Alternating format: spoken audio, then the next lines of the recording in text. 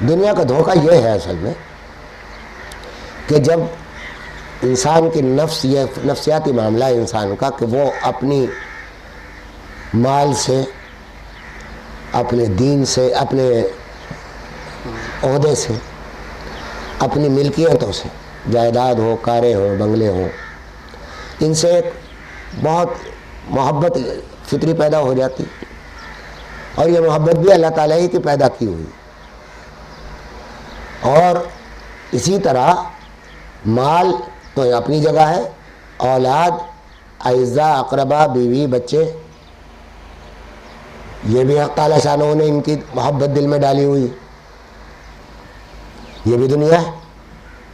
لیکن کہاں سے دنیا ختم ہو کر دین شروع ہو جاتا ہے اور کہاں سے دنیا جہنم کی طرف لے کر چلتی ہے، یہ وہ حدود ہیں جو شریعت قائم کرتی ہے اور طریقت بتاتی. تو قرآن میں فرمایا کہ انما اموالکم واولادکم فتنہ، تمہارے اموال، جائیدادیں، کوٹھیاں، بنگلے، کاریں اور اولاد یہ فتنہ ہے. اور ایک جگہ حکم دیا قرآن کریم میں کہ اموال اور اولاد سے بچو، ان سے ڈرو.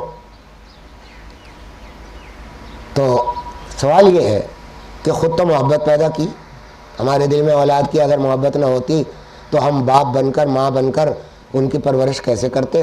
کوئی کسی غیر کے بچے کو پرورش کر کے دکھا دے کوئی ماں، کتنی تکلیف ہوتی ہے. خود تو محبت دل میں رکھی، مال کی بھی، اولاد کی بھی، اور اس کے بعد پھر اس سے بچنے کو بھی کہا جا رہا ہے. تو یہ تو ایک گویا ہمیں ایک ایسی دلدل میں پھنسا دیا کہ جہاں سے بچنا نکلنا بڑا مشکل کام ہو. تو یہ وہ حدود ہیں جو قائم کرتی ہے شریعت اور طریقت، اور قرآن کریم یہی بتا رہا ہے. یہ اموال اور اولاد فتنہ اس لیے ہے کہ ان کی وجہ سے آپ اس مقصد کو بھول جاتے ہیں جس سے یہاں اس آیت میں بچنے کو کہا جا رہا ہے.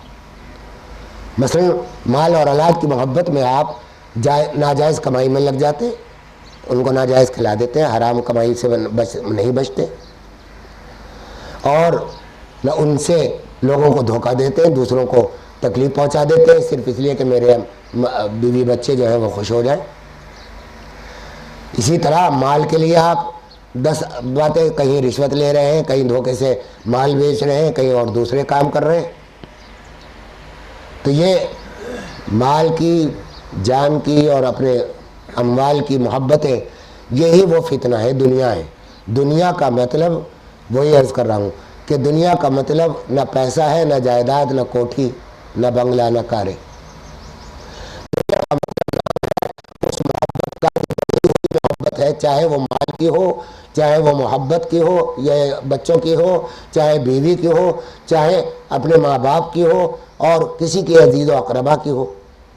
وہ محبت جو دل میں آپ کے بیٹھ گئی ہے اور اس محبت نے غلبہ پا لیا ہے اس فکر کے اوپر کہ مرنے والا ہوں، جس کا پہلے جملے میں وعدہ فرما دیا کہ وعدہ آنے والا ہے، موت آنے والی ہے، پیچھے کھڑی ہے، تمہیں معلوم نہیں، نظر نہیں آ رہی، لیکن تمہاری حرکتوں پر ہنس رہی ہے کہ آ رہے ہو تم میرے پاس اور بہت جلد آ جاؤ گے. تو اس کی وجہ سے تم چونکہ اس مقصد کو بھول جاتے ہو، تو اس واسطے ان کو فتنہ اور ان سے ڈرنے کا حکم دیا گیا کہ مال سے، اولاد سے ان سے بچو، اس وجہ سے کہ یہ فتنہ ہے اور یہ تمہیں جہنم میں ڈال کر لے جائے.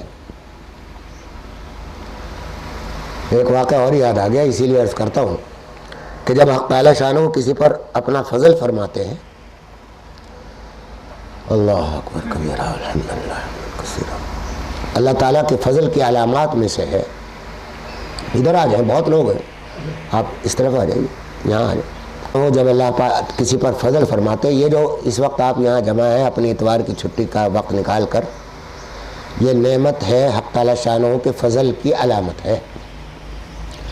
یہ اس بات کی علامت ہے، شاید میں نے تقدیر پر بات کی تھی پچھلی کسی گفتگو میں کہ تقدیر میں جو کچھ ہوتا ہے وہی ہوتا ہے، لیکن تقدیر کی کچھ علامتیں ہوتی کہ اللہ نے تقدیر میں ہماری کیا لکھا ہے. اگر اللہ نے کچھ اچھا لکھا ہے تو پھر اس کی علامتیں اس کے عمل میں ظاہر ہونے لگتی. تو یہ جو آج آپ یہاں جمع ہیں، یہ اس فضل کی علامت ہے حق تعالی شانہ کی کہ آپ کو اللہ نے توفیق دی ہے. بہت سے لوگ وہ ہیں کہ جو حی علی الصلاۃ کی آواز سنتے ہیں اور ان کو پتہ بھی نہیں چلتا کہ نماز کا وقت آیا تھا، گزر گیا. سمجھا؟ اور تو ان کا معاملہ نہیں ہے. تو حق تعالی شانہ فضل فرما رہے ہیں کہ آپ کو مجھے آپ کی صحبت میں بٹھا دیا، آپ کو میری صحبت میں بٹھا دیا. الحمدللہ مجھے بھی بڑا فائدہ ہوتا ہے آپ حضرات سے، اس وجہ سے کہ حدیث میں ہے اور ہمارے بزرگوں کا تجربہ ہے. اور میرا تو چونکہ تعلیمی زندگی سے بہت طویل تعلق رہا ہے، 40-42 سال میں نے پڑھایا ہے، تو میرا تجربہ یہ ہے کہ بعض اوقات طلباء کی وجہ سے استاد کے دل میں اللہ تعالیٰ مضامین القا پیدا فرما دیتے ہیں. بعض اوقات حاضرین کی برکت سے بولنے والے کو اللہ تعالیٰ ایسے مضامین کا القا فرما دیتے ہیں جو ان کی ضرورت سے متعلق ہوتے ہیں. یہ برکت حاضرین کی ہوتی. اور میں نے تو تجربہ یہ کیا ہے کہ اگر کوئی طالب علم ذہین سمجھنے والا سامنے بیٹھا ہے تو طبیعت میں ایک اٹھان پیدا ہوتا ہے بات کرنے کا اور مضامین القا ہوتے رہتے ہیں. اور اگر کوئی غبی آدمی جمعیہ لے رہا ہے بیٹھا ہوا تو پھر طبیعت رک جاتی ہے، مضامین آنا بند ہو جاتے. تو ایک بات تو یہ کہ ایک واقعہ یاد آ گیا، اس لیے وہ بہت مشہور واقعہ ہے، سنا ہوا بھی ہوگا پڑھا ہوا بھی ہوگا، لیکن یہ باتیں جب ذرا سی یاد دلا دیتے ہیں تو اس سے تاثر پیدا ہو جاتا. حضرت شیخ فرید الدین عطار رحمۃ اللہ علیہ کا نام سبھی نے سنا ہوگا، بہت بڑے درجے کے بزرگ تھے. لیکن بزرگ ایسے تھا، اللہ تعالیٰ کو فضل مقصود تھا ان کے اوپر. دواؤں کی دکان تھی.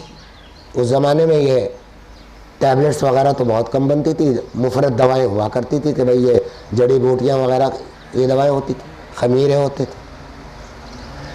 تو بہت بڑی دکان تھی، اس میں یہ ساری شیشیاں لگی ہوئی تھیں اور یہ تھیلیاں لگی ہوئی تھیں دواؤں کی.